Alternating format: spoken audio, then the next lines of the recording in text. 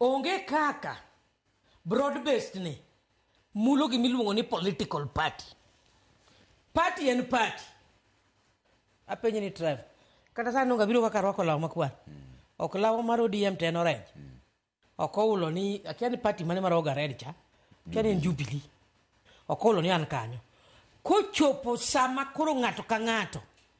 donje political party ne winyo ka winyo tuge dhode to kako tuge dhode no en mana kako ket no oduma ni mondo chuo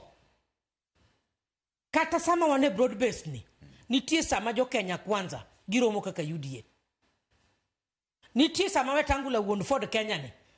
mane conflicted ni embo romo gi joge ma jo Ford Kenya wanto wan makosa mane ka jo ODM romo gi jo ODM wiper be romo na gi pipe mano political parties it has nothing onge kaka en gi tudruok a taxpayers money for service delivery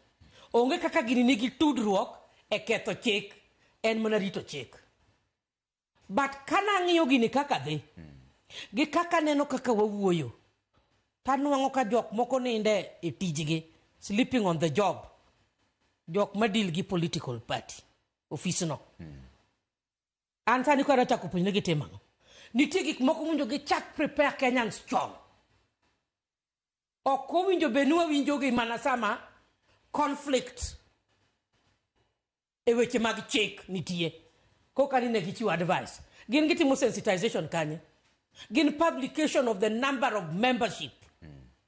ok ginyal keto ni girito wagi keto gi pressure sama election dwa chopo ko giketo vikwaso tema mid to fast gender rule kiatem ki ang'ango jok CEO mar political parties owuogo koti mano siem mamiye kasani kendo motegno in fact wadwa timo publication e gazette mondo wang'e ni parties adima ne Kenya ka niketo konya liso ni gik manitie last year mapuntie sani defectors samoro wango mondo ng'ato yiene no defect from a party chike mage ma require maga the civic education we want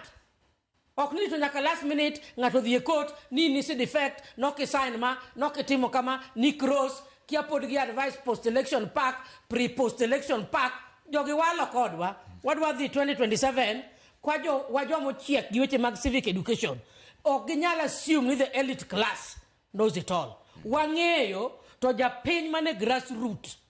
be nyaka mishane mar ng'eyo giwuogo ko mondo giti udhi siro William Ruto higa mar 2027 ngoja hii neno kata kani gisichiko gimoro ni Wetangula wacho ni deputy speaker no se advice of the onyiso political parties mondo gola na report gisomo ne kia one number ni one